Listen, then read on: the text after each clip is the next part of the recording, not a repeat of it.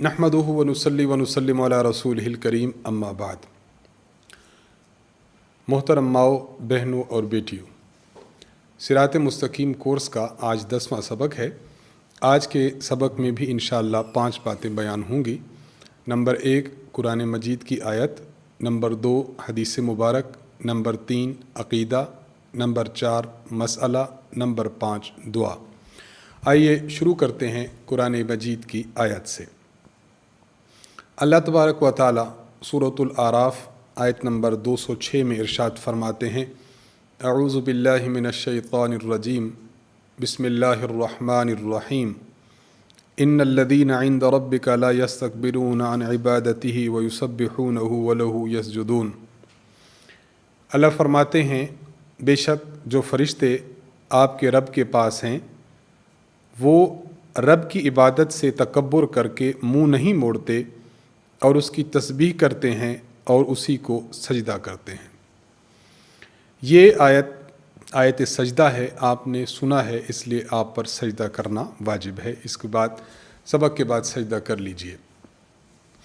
इस आयत मुबारका में अल्लाह तबारक व तआला ने फ़रिश्तों की कुछ सिफ़ात बयान फरमाई हैं। अल्लाह ताला इरशाद फरमाते हैं कि फ़रिश्ते ऐसी मखलूक हैं कि अल्लाह ताला की इबादत करते हैं और तकब्बुर करके खुदा की इबादत से मुँह नहीं मोड़ते। अल्लाह ताला ही को फरिश्ते सजदा करते हैं, गोया शिरक से, कुफ्र से और नाफरमानी से बहुत दूर हैं। मुसलमान जिन चीज़ों पर ईमान लाना मुसलमान के लिए ज़रूरी है, उन चीज़ों में से एक चीज़ फ़रिश्तों भी है। फ़रिश्तों पर ईमान लाना मुसलमान के लिए ज़रूरी है। हम ईमान मुफस्सल पढ़ते हैं, आमन्तु बिल्लाहि व मलाइकतिही व कुतुबिही व रुसुलिही। अल्लाह ताला की ज़ात, अल्लाह ताला की सिफ़ात पर ईमान, उसके बाद हम ईमान लाते हैं फ़रिश्तों की ज़ात पर। एक मुसलमान के लिए ज़रूरी है कि फ़रिश्तों को अल्लाह ताला की मखलूक माने और फ़रिश्तों के वजूद का इकरार करे। फ़रिश्ते अल्लाह तबारक व तआला की मखलूक हैं। अल्लाह ताला ने उन्हें नूर से पैदा फरमाया है। ला युज़क्कर व ला युअन्नस, फ़रिश्ते मुज़क्कर भी नहीं होते और फ़रिश्ते मुअन्नस भी नहीं होते। ज़ुकूर और उनास, जेंडर से, मेल और फ़ीमेल होने से फ़रिश्ते पाक हैं। अल्लाह ताला ने इनके ज़िम्मा जो काम लगा दिया है उसी काम में ये अपने आप को महव रखते हैं और मसरूफ़ रखते हैं। बाज़ फ़रिश्ते ऐसे हैं कि अल्लाह ताला ने अंबिया अलैहिमुस्सलाम की तरफ उनको भेजा। हज़रत जिब्रील अलैहिस्सलाम अंबिया अलैहिमुस्सलाम पर वही लाते थे और बाज़ मरतबा बाज़ रिवायात में है कि कोई अहम सूरत अल्लाह की जानिब से किसी पैगम्बर अलैहिस्सलातु वस्सलाम पर लानी होती, मसलन हुज़ूर अलैहिस्सलातु वस्सलाम के पास, तो फ़रिश्तों की मुस्तकिल एक जमात हज़रत जिब्रील अमीन के साथ आती। बाज़ फ़रिश्तों के ज़िम्मा अल्लाह ताला ने बारिश का निज़ाम और रिज़्क़ का निज़ाम दिया है। बाज़ फ़रिश्तों के ज़िम्मा हैवानात की रूह कब्ज़ करना है। हज़रत इसराफ़ील अलैहिस्सलाम, इनके ज़िम्मा क़यामत के दिन सूर का फूंकना है। बाज़ फ़रिश्ते ऐसे हैं जो अल्लाह ताला ने इंसान पर मुसल्लत किए हैं ताकि इंसान के आमाल लिखें, इन्हें किरामन कातिबीन कहते हैं। बाज़ फ़रिश्ते इंसान की हिफाजत के लिए अल्लाह ताला ने मुकर्रर फरमाए हैं और बाज़ फ़रिश्ते ऐसे हैं कि जो अल्लाह ताला के अर्श को उठाए हुए हैं। बाज़ फ़रिश्ते जन्नत में, बाज़ फ़रिश्ते जहन्नम में, मुख्तलिफ़ उमूर पर पाबंद किए गए हैं। तो फ़रिश्ते अल्लाह ताला की मुस्तकिल मखलूक हैं और फ़रिश्ते ऐसी मखलूक हैं जो अल्लाह ताला की नाफरमानी नहीं करते। खुदा ताला ने उनके ज़िम्मा जो सुपुर्द किया है काम, उसी काम को बखूबी सर अंजाम देते हैं। तो फ़रिश्तों के मुतालिक हमारा ये एतक़ाद होना चाहिए। नंबर 2 हदीस मुबारक, सही बुखारी में हज़रत अब्दुल्ला बिन अम्र रज़ी अल्लाह ताला अन्हु से रिवायत है। इरशाद फरमाते हैं कि नबी अकरम सल्लल्लाहु अलैहि वसल्लम ने फरमाया, अल मुस्लिमु मन सलिम अल मुस्लिमून मिन लिसानिही व यदिही, कामिल मुसलमान वो है जिसके हाथ और ज़ुबान से दूसरे मुसलमान महफूज रहें। एक मुसलमान अल्लाह के नबी का कलमा पढ़ता है, खुदा की ज़ात पर ईमान लाता है। अब उसको चाहिए कि अपने मुसलमानों को अपने हाथ से और अपनी ज़ुबान से महफूज रखे। उसका हाथ ऐसा ना उठे कि मुसलमान की इज़्ज़त आबरू तार तार हो जाए। اس کا ہاتھ مسلمان کی عزت پر، مسلمان کی جان پر اور مسلمان کے مال پر نہیں اٹھنا چاہیے۔ اسی طرح ایک کامل مسلمان کی صفت یہ بھی ہے کہ اس کی زبان ایسی ہونی چاہیے کہ جس سے دوسروں کو گالم گلوچ، دوسروں کے بارے میں غیبت، بہتان تراشی اور اس طرح باتیں کرنا جس سے دوسرے مسلمان کی عزت پر حرف آئے، تو مسلمان کے لیے یہ زیبا نہیں ہے۔ تو مسلمان کے ایمان کا کمال یہ ہے کہ اس کا ہاتھ اور اس کی زبان ایسی عمل کریں کہ اس سے دوسرے مسلمان محفوظ رہیں اور اس کے برے اثرات سے دوسرے مسلمانوں کی عزت، آبرو، جان، مال وہ محفوظ ہوں، بلکہ ہمارا ہاتھ اور ہماری زبان اس طرح چلنی چاہیے کہ جس سے دوسروں کی عزت، آبرو محفوظ رہے، خراب نہ ہو۔ اللہ تعالی ہمیں اپنی زبان اور اپنے ہاتھ سے دوسروں کی عزت اور حفاظت کرنے کی توفیق عطا فرمائے۔ نمبر 3، ملائکہ کے متعلق عقائد کیا ہوں؟ جیسے میں نے پہلے عرض کیا کہ اللہ تبارک و تعالیٰ نے ان کو نور سے پیدا فرمایا ہے۔ یہ ہماری نظروں سے غائب ہیں، ہمیں نظر نہیں آتے، نہ ہی مرد ہیں نہ ہی عورتیں ہیں۔ اللہ تعالیٰ نے جن کاموں پر ان کو مقرر فرمایا ہے انہی کاموں کو بخوبی سر انجام دیتے ہیں اور خدا تعالیٰ کی نافرمانی نہیں کرتے۔ فرشتے کل کتنے ہیں ان کی تعداد اللہ تعالیٰ ہی کو معلوم ہے۔ بعض فرشتے ہیں جو بعض دوسروں سے افضل ہیں، ان کو مقرب فرشتے کہتے ہیں، جس طرح حضرت جبریل علیہ السلام، حضرت میکائیل علیہ السلام، حضرت اسرائیل علیہ السلام اور حضرت اسرافیل علیہ السلام۔ یہ فرشتے ہیں جو باقی فرشتوں سے ممتاز اور مقرب ہیں۔ باقی درجہ بدرجہ فرشتوں کی ڈیوٹی اور ان کے انتظامات کے حوالے سے ان کے درجات ہیں۔ بطور فائدہ کہ ایک بات سمجھ لی جائے، انسان اور فرشتے ان کا اگر آپس میں تقابل کیا جائے تو ان میں سے افضل کون ہے؟ اس پر استاذ محترم حضرت متکلم اسلام مولانا محمد الیاس گھمن صاحب دامت برکاتہم نے جو خلاصہ کے طور پر ارشاد فرمایا ہے، میں وہ آپ کی خدمت میں پڑھ دیتا ہوں۔ استاذ محترم دامت برکاتہم فرماتے ہیں، خواص بشر یعنی انبیاء و رسول علیہم السلام، خواص ملائکہ یعنی مقربین یعنی جبریل، میکائیل وغیرہ سے افضل ہیں۔ یعنی انبیاء اور رسول جو بشر کے ہیں یہ افضل ہیں فرشتوں میں سے جو ان کے رسول ہیں، جن کو رسول ملائکہ کہتے ہیں، جبریل، میکائیل، اسرافیل، اسرائیل۔ تو یہ انبیاء علیہ السلام کی جماعت، رسولوں کی جماعت ان فرشتوں سے افضل ہے۔ نمبر 2، خواص ملائکہ دیگر ملائکہ اور عام بشر یعنی صحابہ، اولیاء، اتقیاء، صلحاء سے افضل ہیں۔ نمبر 3، عام بشر یعنی صحابہ، اولیاء، اتقیاء اور صلحاء یہ عام فرشتوں سے افضل ہیں۔ نمبر 4، عام ملائکہ یہ فاسق، فاجر انسانوں سے افضل ہیں۔ تو گویا انسانوں کی بھی 4 کیٹیگریز بن جائیں اور فرشتوں کی بھی 4 کیٹیگریز بن جائیں تو ان کے درمیان یہ تقابل ہوگا کہ یہ اس سے اس درجہ کا افضل شمار ہوگا۔ آج کا مسئلہ ہے، آج ہم بات کریں گے تیمم کے مسائل اور اس کے احکام پر۔ قرآن کریم میں اللہ تبارک و تعالیٰ ارشاد فرماتے ہیں، فَإِن لَّمْ تَجِدُوا مَاءً فَتَيَمَّمُوا صَعِيدًا طَيِّبًا، کہ مسلمانوں وضو کرو، وضو اگر نہیں کر سکتے تو پھر تیمم کر لو اگر پانی نہ ملے۔ تیمم کے متعلق آج بہت اہم مسائل آپ کی خدمت میں پیش ہوں گے، غور سے ان کو سن لیا جائے۔ تیمم کے 3 فرض ہیں۔ نمبر 1، تیمم کی نیت کرنا۔ نمبر 2، چہرے پر ہاتھ ملنا۔ اور نمبر 3، دونوں بازوؤں پر ہاتھ ملنا۔ میں طریقہ انشاءاللہ ابھی بتاتا ہوں۔ تیمم کی سنتیں 5 سنتیں ہیں۔ نمبر 1، شروع میں بسم اللہ پڑھنا۔ نمبر 2، پے در پے تیمم کرنا، یعنی پھرتی کے ساتھ، تیزی کے ساتھ تیمم کرنا۔ ترتیب سے تیمم کرنا، یعنی پہلے چہرہ ہو، اس کے بعد ہاتھوں پر انسان ملے۔ نمبر 4، مٹی پر ہاتھوں کو حرکت دینا، میں اس کا بھی طریقہ بتاتا ہوں۔ نمبر 5، انگلیوں کا خلال کرنا۔ تیمم کی کچھ شرائط ہیں۔ نمبر 1، نیت کرنا شرط ہے۔ نمبر 2، جس چیز پر تیمم کرنا ہے وہ مٹی کی جنس سے ہو۔ کیا مطلب؟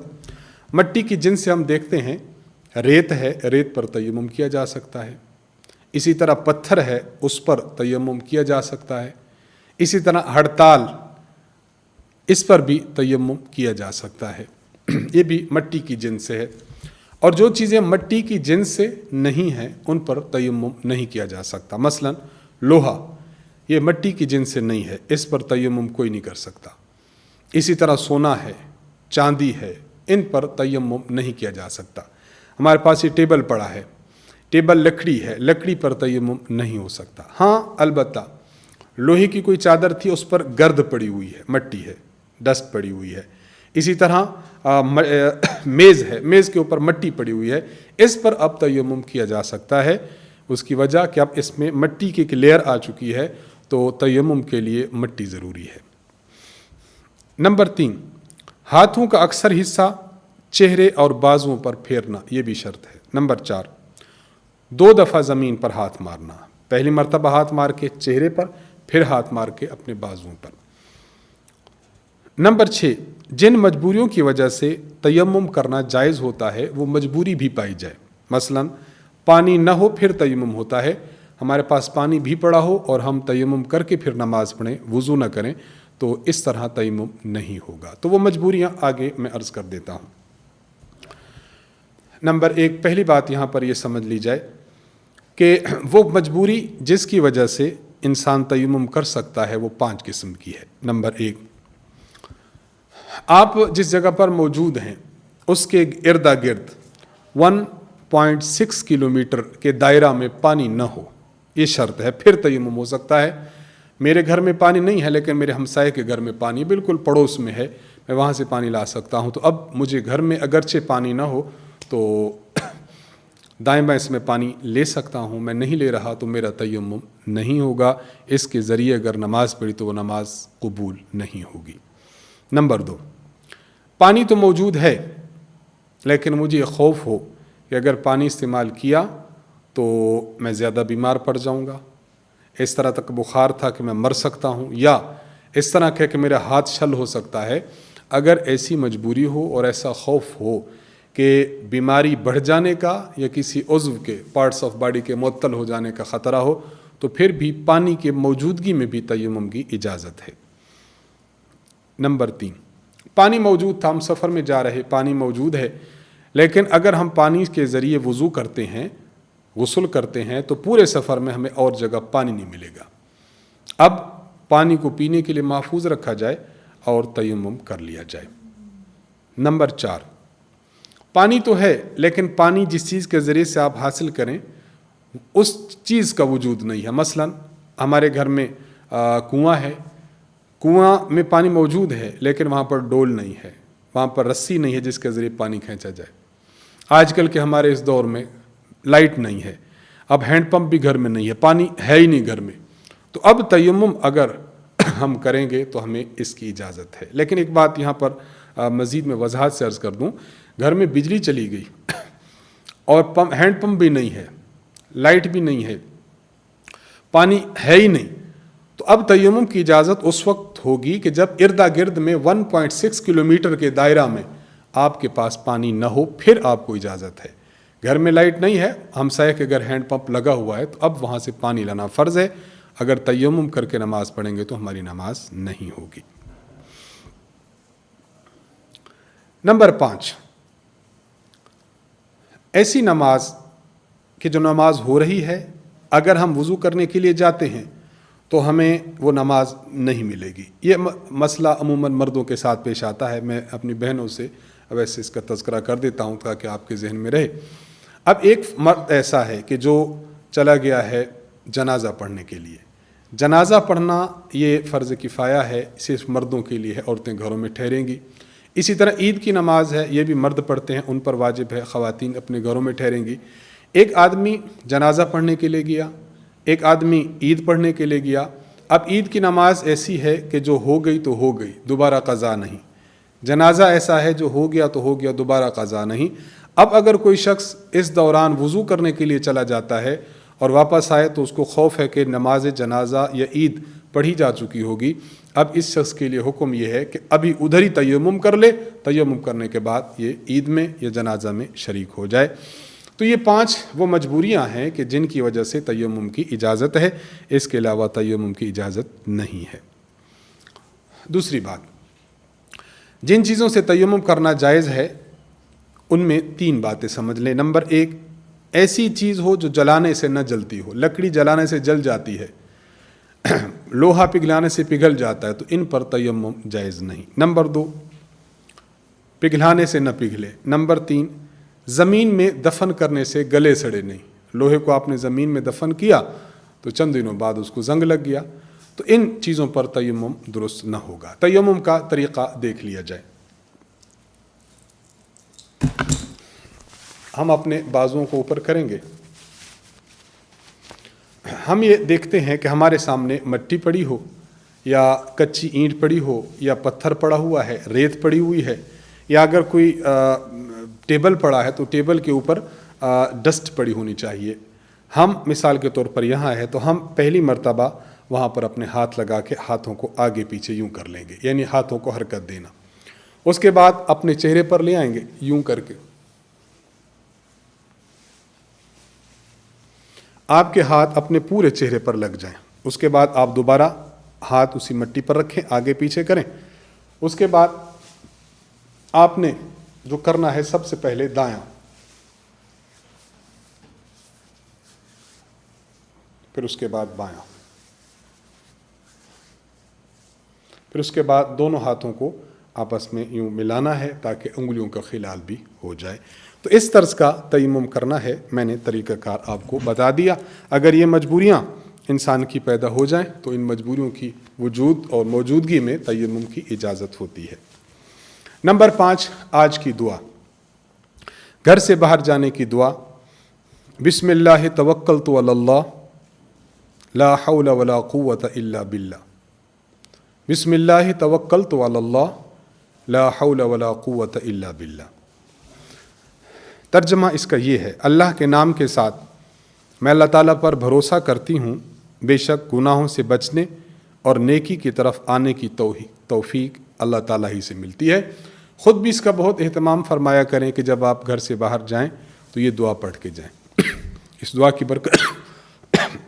کی برکت سے اللہ تبارک و تعالیٰ باہر کی آلودگیوں سے، پریشانیوں سے اور مصیبتوں سے محفوظ فرماتے ہیں۔ اور یہی نہیں بلکہ اپنے بچوں کو بھی اس کی تعلیم دیا کریں کہ جب وہ مسجد جائیں، اسکول جائیں، کالجز میں جاتے ہیں، اپنے خاوند کو بھی اس کی تاکید کیا کریں کہ جب وہ آفس جاتے ہیں تو وہاں جاتے ہوئے، گھر سے نکلتے ہوئے اس دعا کا اہتمام فرمایا کریں۔ اس سے اللہ تبارک و تعالیٰ انسان کی حفاظت فرماتے ہیں۔ آج کی اس دعا پر ہمارا صراط مستقیم کورس کا 10واں سبق اختتام پذیر ہوتا ہے۔ وآخر دعوانا ان الحمد للہ رب العالمین۔